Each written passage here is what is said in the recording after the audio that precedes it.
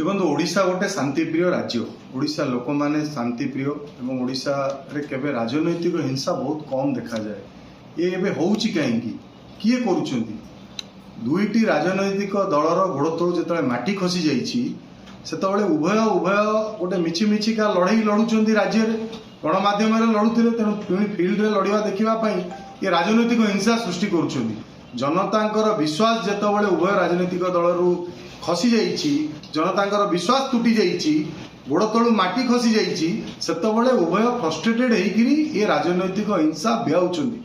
आ ये राजनैतिक हिंसा करुथिबा राजनैतिक दल मानकू एवं व्यक्ति मानकू ओडिशार जनसाधारण रिजेक्ट करबा उचित एवं आगामी 3टी फेज रे निर्वाचन अछि।